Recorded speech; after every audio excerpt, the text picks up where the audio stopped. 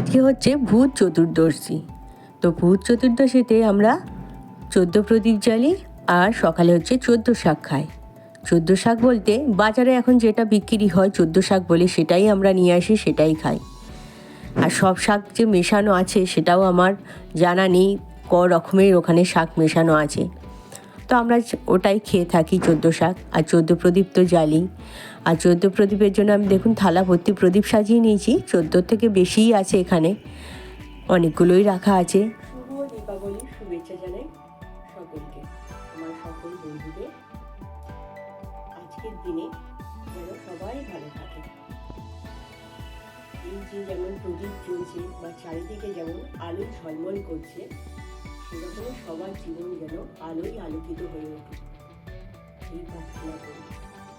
সবাই ভালো থাকবেন, সুস্থ থাকবেন, খুব ভালো থাকবেন, আর কালী পুজোটা খুব ভালোভাবে কাটাবেন।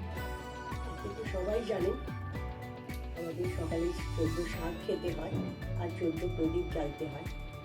আর এই 14 প্রদীপ আমরা কেন জ্বালি? আমরা পূর্বপুরুষকে হারিয়েছি, তাদের উদ্দেশ্যে আমরা এই 14 প্রদীপ জ্বেলে থাকি। আজকের দিনে এই 14 প্রদীপ জ্বাললে ওনাদের থেকে আশীর্বাদ পাওয়া যায়। মানে আজকের দিনে স্বর্গ আর নরকের দ্বার উন্মুক্ত হয় কিছুক্ষণের জন্য। সেই সময় ওনারা এসে আমাদেরকে আশীর্বাদ করে যান। সেই জন্য আমরা এই 14 প্রদীপ জ্বালি। চলুন, আমার প্রদীপ জ্বালা হয়ে গেছে। আমি সব জায়গায় বাড়িতে আলোয় আলোকিত করি। নিশ্চয়ই আপনারাও করেছেন বা করছেন।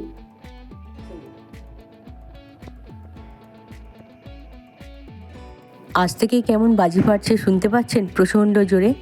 তো দক্ষিণ দুয়ারে একটা দিতে হয়, কারণ এটা বলে জমের দুয়ার। আর তুলসী তলায় দিয়ে থাকি আমরা প্রদীপ। প্রদীপ জ্বালানো হয়ে গেছে, এখন আমরা শ্রী বানাতে বসে গেছি, ইমা আর আমি। তো শ্রী বানাতে সময়ও লাগে, ঘন্টা 2-1 লাগবে। তো দুজনে করলে একটু তাড়াতাড়ি হয়ে যায়। তো শ্রী বানানোর জন্য যে চালের মণ্ডটা তৈরি করা হয় তাতে রং মেশাতে একটু বেশি সময় লাগে। দেখুন শুকিয়েও গেছে শ্রীটা, এখন আমরা তেল ঢেলে দিয়েছি। আর কালারটাও কি সুন্দর এসেছে, আর কেমন হয়েছে সেটা কিন্তু বলবেন অতি অবশ্যই। পরের ভিডিওতে আবার আসছি আপনাদের কাছে। কেমন